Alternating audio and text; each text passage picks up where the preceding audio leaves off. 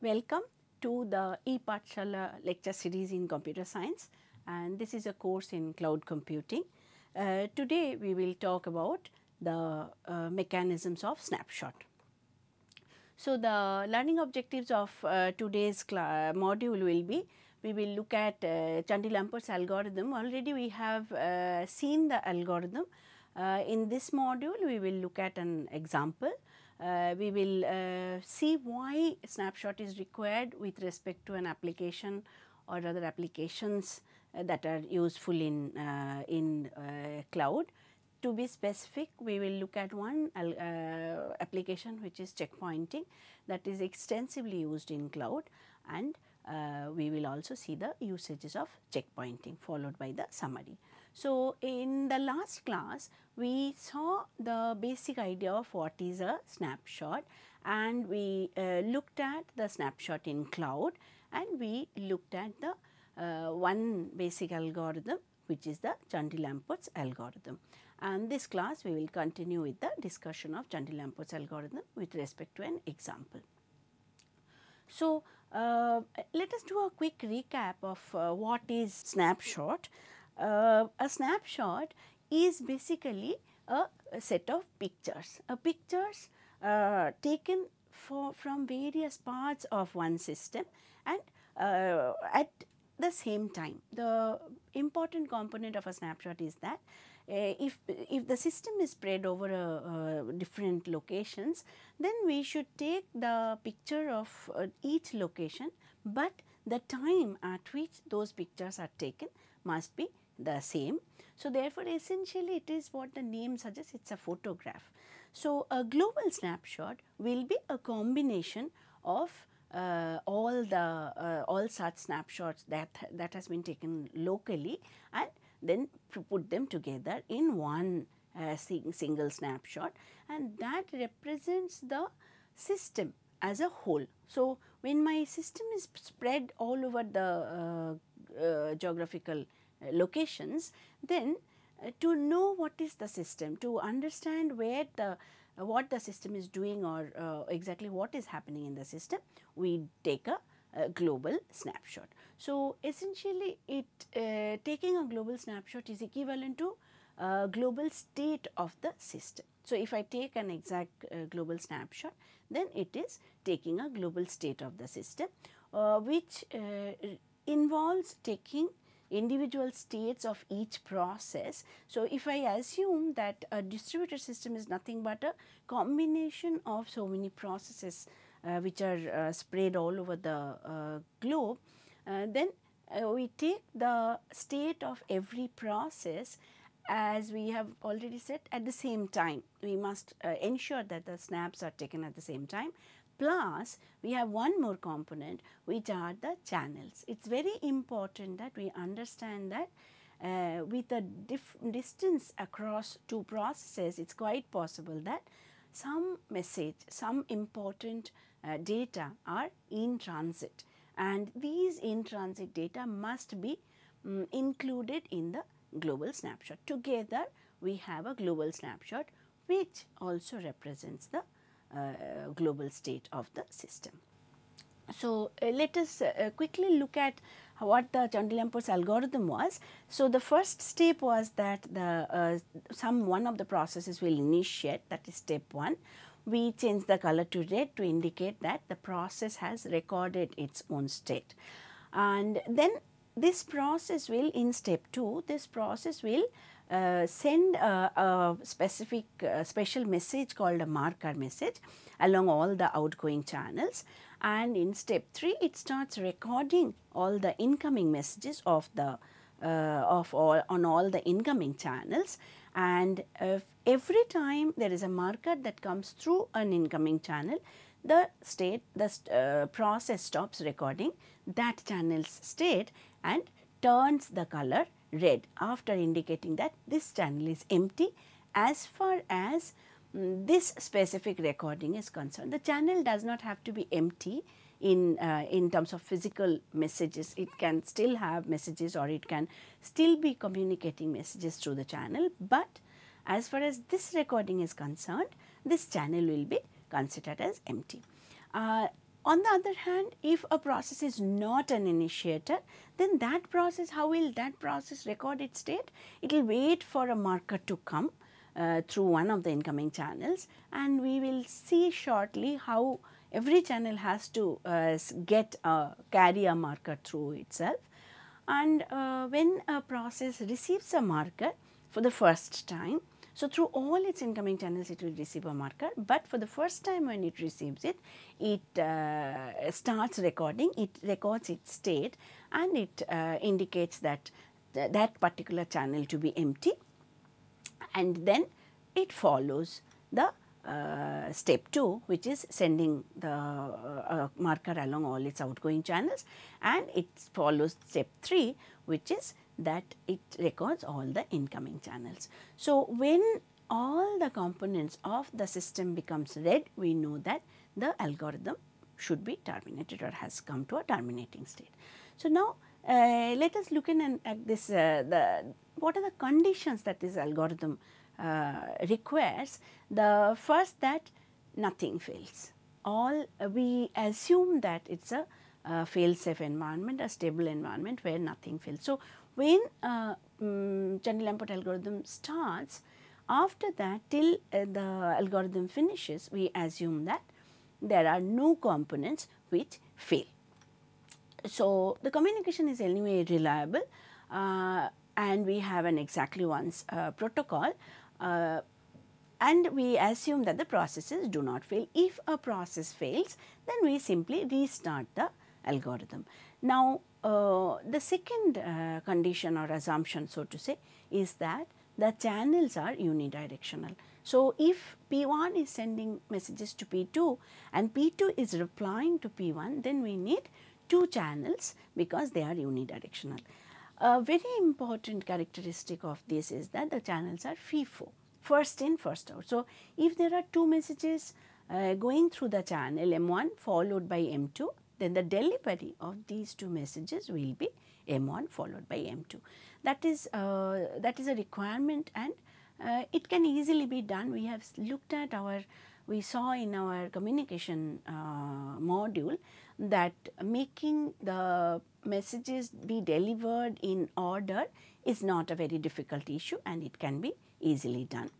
The next condition is that a channel may be present, may or may not be present between any two processes. In case the process wants to communicate, a channel will be present, otherwise it may not be present. An initiator is a process that starts the global snapshot or the global state. Any one process, one of the participating processes will start, and that particular process is called the initiator. Any one of the processes can be the initiator, and the usual execution, normal message passing is not interrupted during the snapshot mechanism. So, snapshot will continue, but other messages also will continue being exchanged among the processes, and that is why that is the beauty of this specific algorithm, that it does not interfere while it is running, it does not interfere with the other workings of the process. So, the process can continue sending and receiving messages as well as doing all other executions. So, here is our example. In this example, we have 3 processes P1, P2 and P3, and we have 4 messages M1, M2, M3 and M4, and let us assume that P1 is the initiator and the initiation happens after it has sent M1. So, this is how we will represent the system. The 3 processes are represented by circles P1, P2 and P3, and these are our channels. There will be a total of 4 channels, P1 to P2, P1 to P3, P2 to P1 and P3 to P2. These are the 4 messages that are going to go and come, and we have to see how a global snapshot is taken using this system. So, first let us say that before initiation P1 sends a message M1. So, let us send P1 to P2 the message M1. In the meantime, P2 has also sent the message M2 to P1. Now, the point to note here is M1 has not yet been received by P2. Similarly, M2 has not yet been received by P1, they have been sent. So, they are in the channel somewhere on the way. At this point in time, after sending M1 and before receiving M2, P1 decides to record. So, what are the recording it has? If we look at this, it has, this is the recorded state at this point in time, where it says send message is only M1 and received message is null. So, it has not yet received any message, it has sent one message. Now, let us assume that after it has recorded its state, what will it do? According to Chandy-Lamport, it has to send a marker. Marker along what? A marker along all its outgoing channels. So, let us send, it has two outgoing channels P1, it has an outgoing channel, channel C12. So, it sends a marker along this channel to P2, and along channel 1-3, it sends a marker to P3. Now, let us assume that M1 will be received by P2. P2 does not know that marker is coming. So, P2 simply receives M1 and waits for the next message to come, and then it receives P1 receives M2. Now, since P1, we can see from this example that since P1 already has recorded its state, what does P1 do for all its incoming channels? It waits for a message to come and it records the message. That means, after P1 has recorded, when along channel C21 M2 came, it got included in the received part of the channel of the process P1. Now, it receives the P2 now receives the marker and P2 starts recording its state. So, P2 records the state as to what? It has sent a message M2 and it has received a message M1. This is P2's recording of state, current recording. And since P2 has received a marker along channel C12, it will also change the color of this channel to be red, indicating that the channel is empty as far as this specific recording is concerned. Now, let us see that it has to, now P2 has recorded its state. So, what it has to do? It has to send a marker along its outgoing channels. P2 has only one outgoing channel, it sends a marker along that. Now, what will happen? Assume that P3 is sending a message M3. So, M3 goes along the channel to C32 and assume that P1 sends a message M4. So, M4 goes along the channel. Now, if the marker M that has gone from P1 to P3 earlier when P1 has recorded its state is received by P3, what will P3 do? P3 will record its state. So, let P3 record its state. Now, in this recording, it says that it has sent M3, but it has not received any message yet. And then it will make the marker coming sending channel red, indicating that the channel is empty. Although we can see that M4 is still there in the channel, as far as P3 is concerned, it does not indicate any knowledge of having N4 because it has not yet received it. It can be anywhere. Now, let us assume that it receives, it sends a marker along the channel 3, channel 32 and then it receives M4. When it receives M4, what does P3 do? That is what Chandy-Lamport's algorithm decides. What should P3 do? P3 can either include M4 in the current state recording or can ignore, does not include and ignores as far as the recording is concerned. What P3 does is it does not include M4. Why? Because M4 has come only after the marker from P1. So, therefore, P1, if we look at the state of P1, P1 has not included a sending of M4.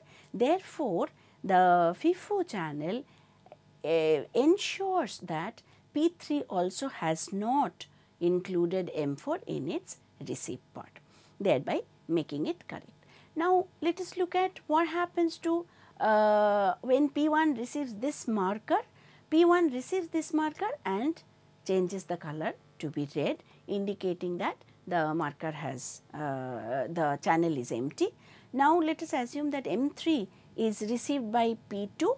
Now, since M3 has come before a marker, what will P2 do? P2 will include it in the received set. So, it will be received by P2 and be included in the set, and then P2 will take the message marker message M and will include and change the color. So, what happens at this point in time is that all the components of this of the system have been turned red, and therefore, we say that the algorithm has completed. So, when all the components become red, we say that that's a termination of the algorithm.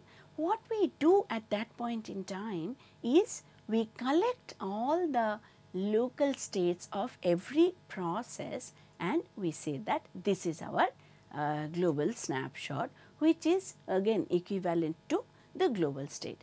Here we did not look at the channels separately, as we indicated earlier on that a global snapshot or a global state is the state of each local machine plus the state of the channels. Instead of that, the Chandy-Lamport's algorithm very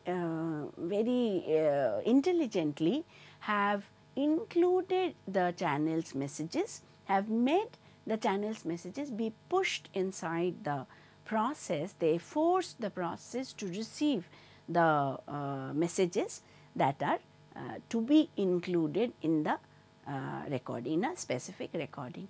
So, the mechanism that has been added to this Chandy-Lamport's algorithm is that the channels are FIFO.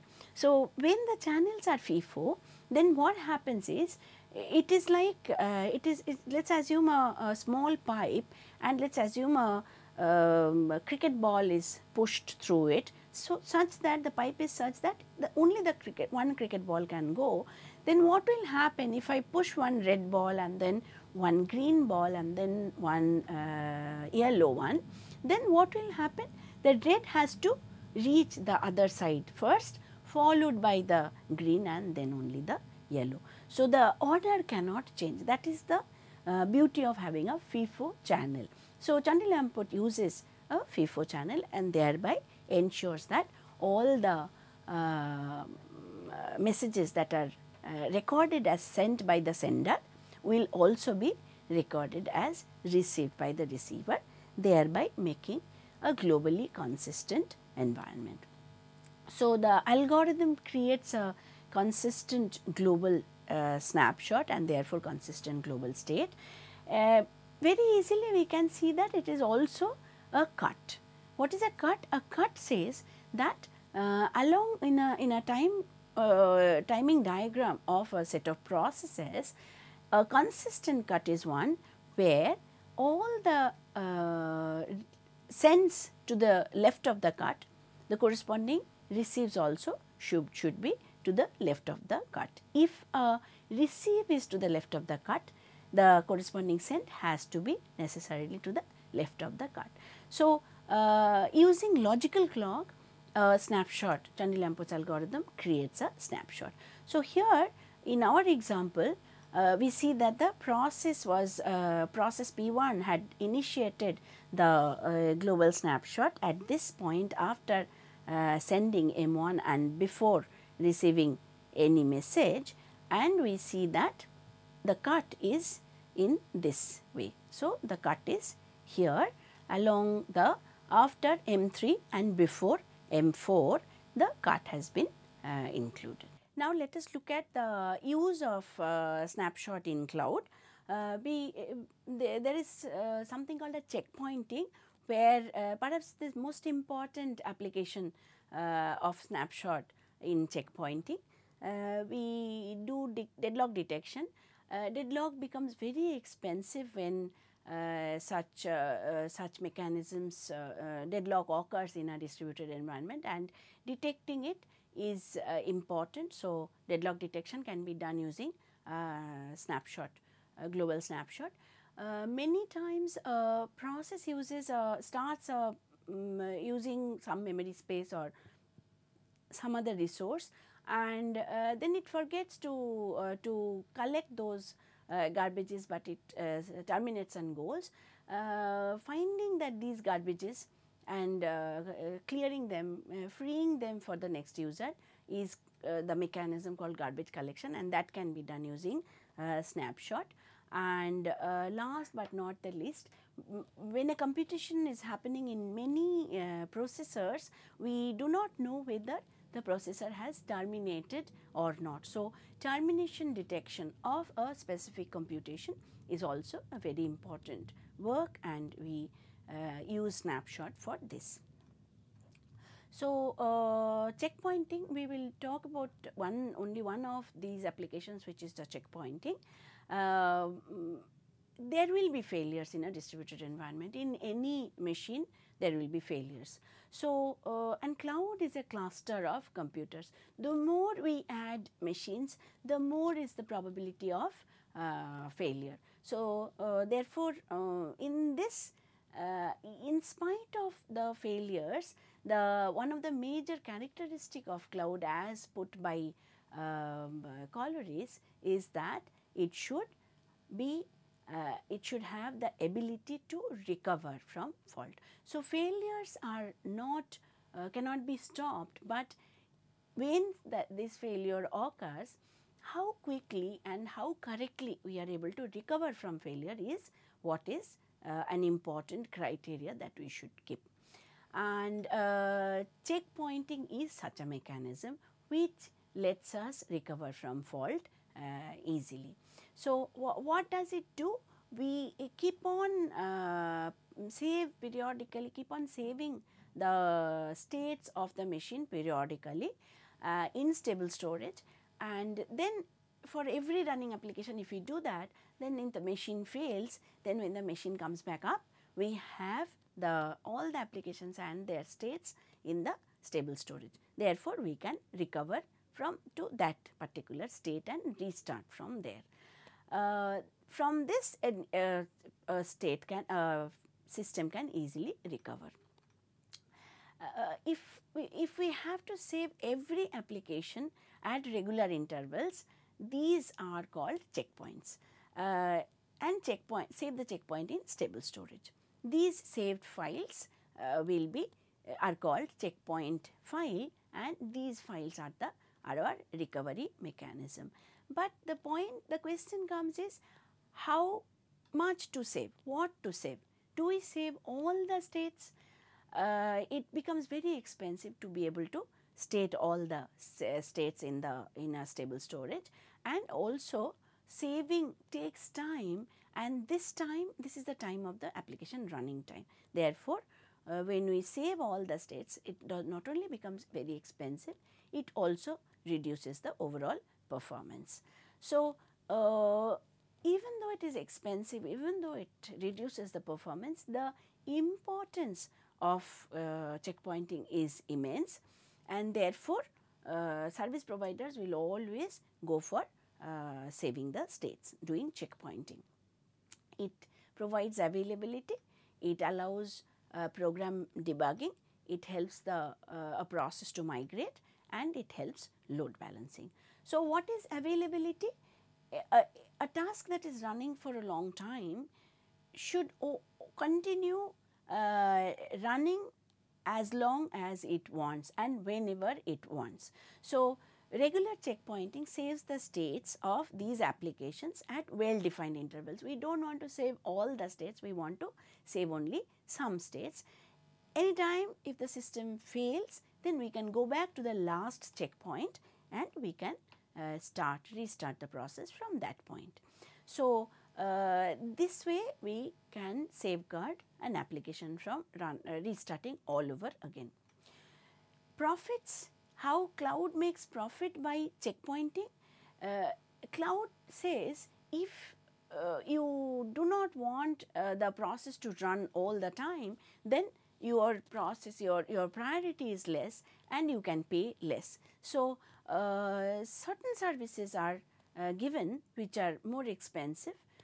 Some CPUs to some other processes CPU cycles are given at a less priority. So, if a low priority process is running and if a higher priority process comes, then we have to withdraw the low priority process and run the high priority process. Therefore, the low priority process will be withdrawn perhaps many number of times, and if we restart these low priority processes from the beginning, it will be very expensive. Therefore, we create checkpoints for these low priority processes, and we withdraw a low priority process only back to the last checkpoint and restart these low priority processes from these points. So, from the customer side, if a customer does not have a deadline, if the job does not have to be completed within a certain time, it always makes business sense for the customers to opt for a low priority job. It takes longer, but it will be finished on certain time. The third point of importance of checkpointing is migration. A sudden spike in cloud is very common. If a sudden spike comes and we have to tell customers that we cannot serve, it is not good for the provider. So, therefore, some tasks will be chosen which does not have a security problem or such things, and it will be migrated to another data center or even to another cloud. Checkpointing again helps us to do this migration, because we go back to the last checkpoint and we migrate such jobs. The fourth point is the maintenance. If suddenly I need to do some kind of maintenance activity in cloud, then what we do is we stop all the processes running till the last checkpoint. Cloud will always be busy and there will be many processes that will continuously run. So, it is impossible to shut it down suddenly, but we can use checkpointing mechanism and we can do the maintenance. So, checkpoint is used for all these four purposes. The energy efficiency of checkpointing, if I have some server having which can run 100 processes, have only running half empty or very less, and therefore, what we can do is we can take all the processes of one of these servers and migrate them or shift them to another server and shut down the current server, thereby saving energy for the cloud service provider. So, many service energy saving mechanisms are available, but checkpointing is definitely a very important cloud. Now, what are the challenges? There are several challenges. The first one is to find a relationship between what happened in the past and at the time of failure, I have to go back. So, there has to be a correlation between at what point in time a failure happens and what point in time it has to be checkpointing has to be restarted. A second challenge is minimizing the execution time. The farther we go, the more time it will take. If we want to make many checkpoints, again it will take more time. So, therefore, a lot of research has happened on what time is a suitable time to have the checkpoints, so that the expense is less, is the minimum.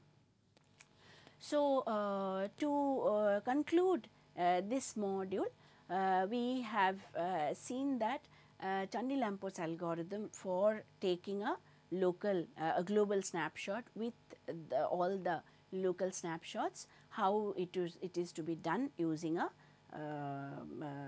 through an example. We discussed the usages of snapshot in cloud.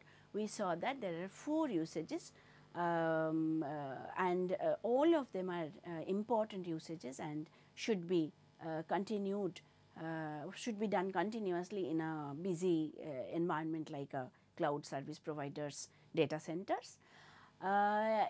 In that we saw checkpointing is the most important one, and the others are not less important, they are also very important. Deadlock detection can easily be done using a snapshot, and garbage collection and